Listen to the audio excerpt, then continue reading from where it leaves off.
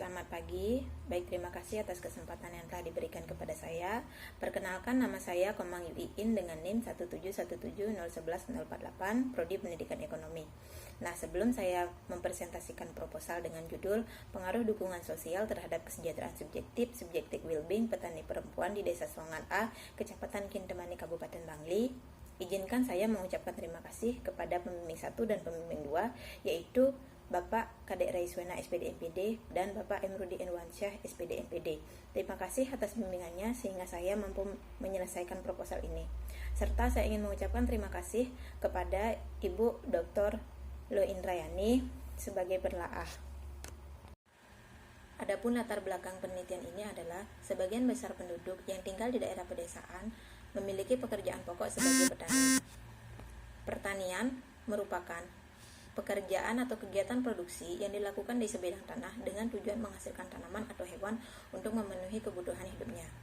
Nah, akan tetapi beberapa kebijakan pembangunan yang dibuat oleh pemerintah untuk mengentaskan kemiskinan atau meningkatkan kesejahteraan nyatanya menciptakan perbedaan produktivitas antara laki-laki dan perempuan. Hal ini menimbulkan kesenjangan penghasilan antara laki-laki dan perempuan, sehingga hal ini memperkuat rendahnya status ekonomi perempuan di dalam rumah tangga. Esther Bosrup dalam Todaro 2011 menyimpulkan bahwa dari semua kasus yang tercatat, perempuan memiliki partisipasi yang lebih tinggi dalam bidang pertanian jika dibandingkan dengan laki-laki. Nah, keberhasilan perempuan dalam pertanian dan menyelesaikan beragam kegiatan rumah tangganya ini nyatanya mampu memberikan peluang bagi seorang perempuan untuk berkontribusi terhadap pendapatan dan pembangunan ekonomi. Scott tahun 1989 menyatakan bahwa meningkatnya kebutuhan hidup mampu memberikan dorongan bagi petani untuk berperilaku survival dan memenuhi kebutuhan hidupnya. Maka, permasalahan yang timbul adalah bagaimana usaha petani dalam menghasilkan pendapatan untuk memenuhi kebutuhan hidupnya dan berimbas kepada kesejahteraan subjektif atau subjective well-being. Dinard 2009 mengatakan bahwa subjective well-being merupakan suatu penilaian yang bersifat positif dalam kehidupan seseorang. Nah, seseorang dikatakan memiliki subjective well-being apabila orang tersebut merasakan kebahagiaan, kepuasan, dan jarang mengalami emosi yang tidak menyenangkan. Cobb dalam Bilgin dan Tas 2018 menyatakan bahwa dukungan sosial merupakan indikator yang sangat penting bahwa seseorang tersebut saling mencintai, disukai, dihormati, dan dihargai. Sementara, AB dan kawan-kawan tahun 2005 menyatakan bahwa dukungan sosial merupakan salah satu faktor yang mempengaruhi kesejahteraan subjektif atau subjective well-being dan dianggap mampu meringankan beban terhadap permasalahan yang dihadapi oleh seseorang. Berdasarkan hasil observasi awal yang dilakukan oleh peneliti di Desa Songan A, Kecamatan Kintemani, Kabupaten Bangli, menemukan permasalahan bahwa persentase penduduk perempuan yang bekerja di bidang pertanian lebih tinggi jika dibandingkan dengan persentase laki-laki yang bekerja di bidang pertanian. Sedangkan pada umumnya, yang harusnya bekerja dan mencari nafkah untuk memenuhi kebutuhan hidup dan keluarga adalah seorang laki-laki. Namun, perempuan tetap melakukan tugasnya dan menyumbangkan pendapatannya untuk keluarga. Hal ini diakibatkan karena dukungan sosial yang diperoleh dari keluarga dan pemerintah.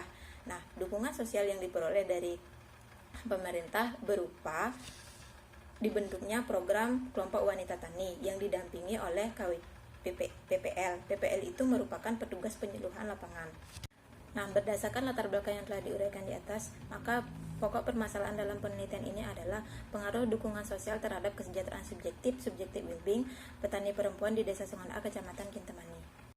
Dan tujuan dari penelitian ini adalah untuk mengetahui pengaruh dukungan sosial terhadap kesejahteraan subjektif, subjective well-being petani perempuan di Desa Songan A, Kecamatan Kintemani, Kabupaten Bangli.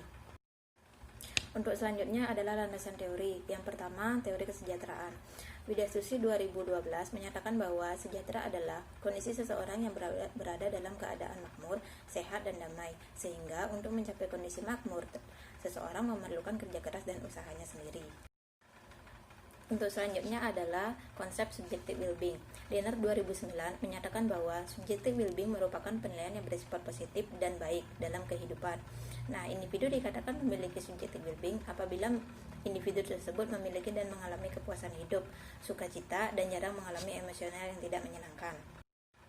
Selanjutnya, Dinner dalam Gatari 2008 menyatakan bahwa komponen subjective well-being ada dua. Yang pertama adalah komponen afektif dan komponen kognitif.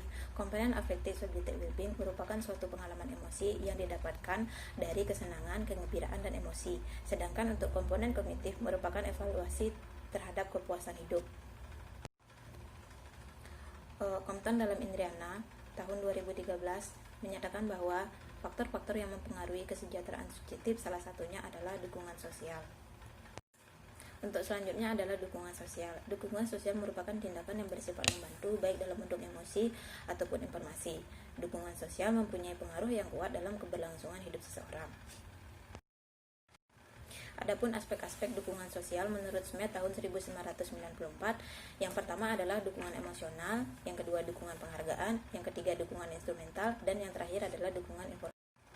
Nah, untuk penelitian terdahulu ada dua. Yang pertama, pengaruh dukungan sosial dan strategi nafkah terhadap kesejahteraan subjektif keluarga usia pensiun.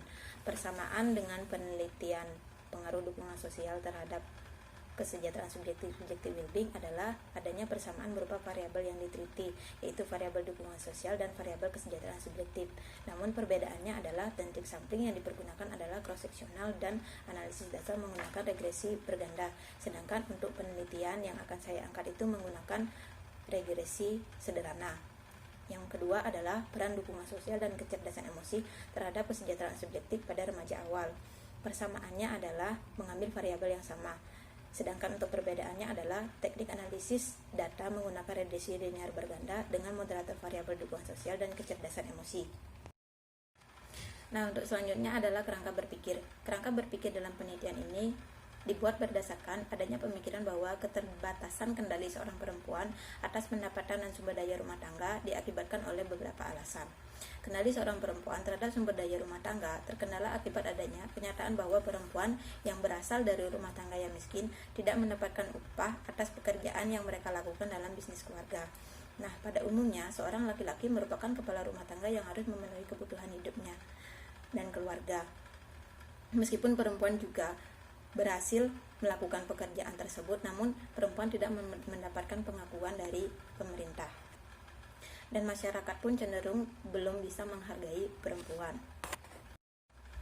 Nah, pendapatan seorang perempuan telah terbukti mampu memberikan kesejahteraan subjektif atau subjective well-being di dalam rumah tangga jika dibandingkan dengan pendapatan seorang laki-laki.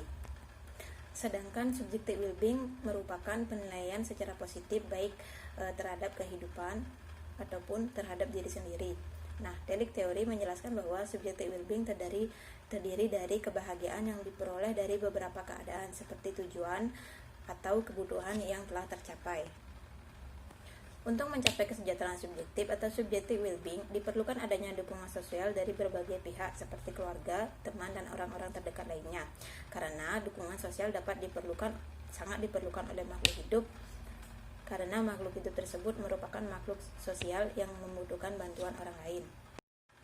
Berdasarkan penjelasan di atas, dapat dibentuk sebuah kerangka berpikir penelitian yang disajikan pada gambar di slide. Perempuan dalam pembangunan ekonomi, fenomena universal, sumbangan petani perempuan kurang berkontribusi dalam ekonomi keluarga. Grand Theory menggunakan Tillich teori Dinner 2009, sementara untuk supporting teori menggunakan teori hierarki Maslow tahun 1994. Nah, pengaruh dukungan sosial terhadap kesejahteraan subjektif petani perempuan di Desa Songan A, Kecamatan Kintabani, Kabupaten Bangli. Variabel endogennya menggunakan teori dari kesejahteraan subjektif well-being Dinner 2009, Compton 2005, Nur Hidayah dan Rini 2012, Arbiah 2008, Nasvinor 2004, dan Indriana tahun 2005. Sedangkan untuk variabel eksogennya yaitu dukungan sosial menggunakan teori dari Gretner dan Angelo tahun 2000, Sarafino tahun 1994, Fatwa tahun 2014, Bilgin dan Tas tahun 2018. Untuk metode pengumpulan datanya menggunakan wawancara, dokumentasi, dan kuesioner. Sedangkan untuk jenis penelitiannya merupakan penelitian kausalita. Metode analisis yang dipergunakan adalah regresi linear sederhana. Nah, untuk selanjutnya adalah hipotesis penelitian. Berdasarkan kerangka berpikir yang telah dijelaskan, maka dapat dirumuskan hipotesisnya sebagai berikut. HA, terdapat pengaruh antara dukungan sosial terhadap kesejahteraan subjektif well-being petani perempuan di Desa Songan A, Kecamatan Kintamani, Kabupaten Bangli. Sementara H0, tidak terdapat pengaruh antara dukungan sosial terhadap kesejahteraan subjektif well-being petani perempuan di Desa Songan A, Kecamatan Kintamani, Kabupaten Bangli. Lokasi dalam penelitian ini adalah di Desa Songan A, Kecamatan Kintamani, Kabupaten Bangli. Sementara populasi dalam penelitian ini adalah semua petani perempuan yang ada di Desa Songan A, Kecamatan Kintamani, Kabupaten Bangli, sebanyak 1.615 orang. Sementara sampel dalam penelitian ini adalah 130 petani perempuan di Desa Songan A. Teknik sampling yang dipergunakan dalam penelitian ini adalah proporsional random sampling. Nah, seluruh jumlah sampel tersebut akan menjadi responden mewakili petani perempuan yang sesuai dengan kriteria peneliti.